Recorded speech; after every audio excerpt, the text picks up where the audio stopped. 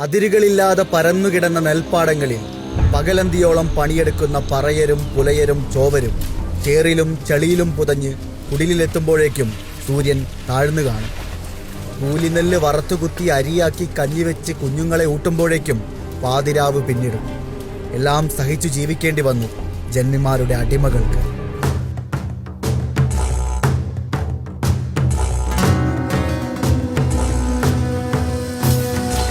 കൂലി ചോദിച്ചാൽ ആണിനെ മരത്തിൽ കെട്ടിത്തല്ലും, പെണ്ണിനെ ബലാത്സംഗം ചെയ്യും.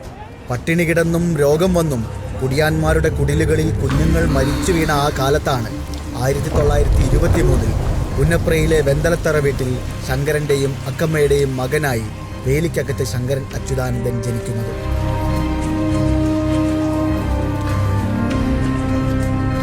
ജന്മിത്വ ക്രൂരതകളുടെ തിരുവിതാംകൂർ കഥകൾ കേട്ട് വളർന്ന അച്യുതാനന്ദൻ സകല അനീതികളോടും കലഹിച്ചും സമരം ചെയ്തും വളർന്നു. അടിയാളരുടെ ചോരയും വിയർപ്പുമുറ്റി കുതിർന്ന പാടശേഖരങ്ങളിൽ വൈകാതെ കമ്മ്യൂണിസ്റ്റ് സമരങ്ങളുടെ തീക്കാറ്റ് വീശി.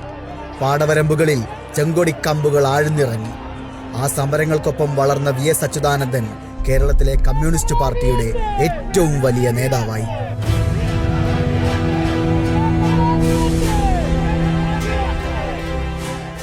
ഇടത് ധൈഷണികരുടെ വടിവത്ത ഭാഷ VSന് വശമുണ്ടായിരുന്നില്ല. അയാളെന്നും തൊഴിലാളികളുടെ വിയർപ്പിന്റെ ഭാഷയിൽ സംസാരിച്ചു.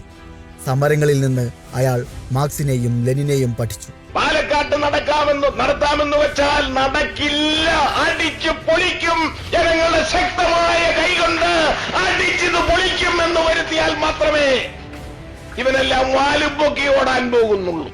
അരികുകളിലേക്ക് തള്ളപ്പെട്ട മനുഷ്യരുടെ അതിജീവനത്തിനായി ഏതെല്ലാം നാട്ടിൽ മുറവിളികൾ ഉയർന്നോ അവിടേക്കെല്ലാം VS ഓടിയെത്തി. അയാൾ ചെല്ലുന്നിടത്തെല്ലാം ആളുകൾ തടിച്ചുകൂടി. സമരങ്ങളിൽ നിന്ന് സമരങ്ങളിലേക്കുള്ള പ്രവാഹമായിരുന്നു ആ ജീവിതം.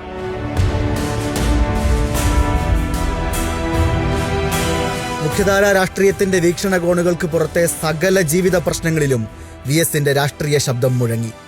സമര കേരളത്തിന്റെ ഇനീഷ്യലായി VS എന്ന ആ രണ്ടക്ഷരം മാറി.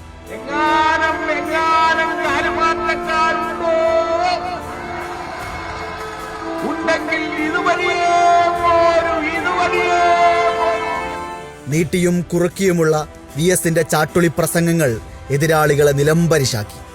സരസവും ശൗര്യവും നിറഞ്ഞ താളാത്മകമായ VSന്റെ ശബ്ദം പതിറ്റാണ്ടുകളോളം കേരളത്തിന്റെ തെരുവുകളിൽ ദശലക്ഷങ്ങളെ ആവേശം കൊള്ളിച്ചു.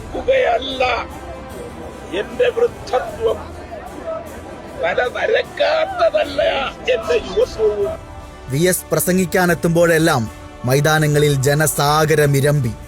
പ്രിയപ്പെട്ട നേതാവിനെ ഒരു നോക്ക് കാണാൻ, ആ പ്രസംഗം കേട്ട് ആവേശം കൊള്ളാൻ ആബാലവൃദ്ധം ജനങ്ങൾ തടിച്ചുകൂടി. ലോറിയിൽ തെങ്ങി നിറഞ്ഞും ജീപ്പിൽ പിടിച്ചു തൂങ്ങിയും ബസ്സിലും ട്രെയിനിലും തിക്കിത്തിരക്കിയും പുഴകളും മലകളും കാട്ടുവഴികളും പിന്നിട്ട് പൊതുയോഗങ്ങളിലേക്ക് ഒഴുകി വന്ന ആയിരങ്ങൾ VSനെ സഖാവേ എന്ന് കണ്ഠമിടറി വിളിച്ചു.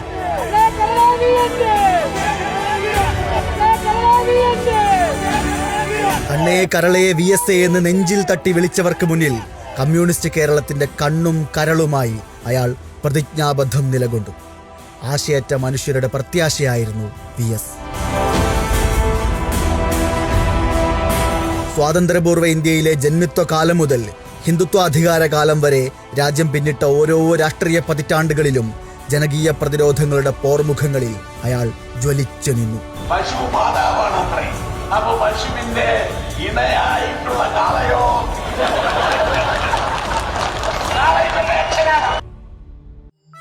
VS എന്ന സമാനതകളില്ലാത്ത ഒരു രാഷ്ട്രീയ കാലം കൂടിയാണ് കേരളം പിന്നിട്ട ഈ നൂറ്റാണ്ട്.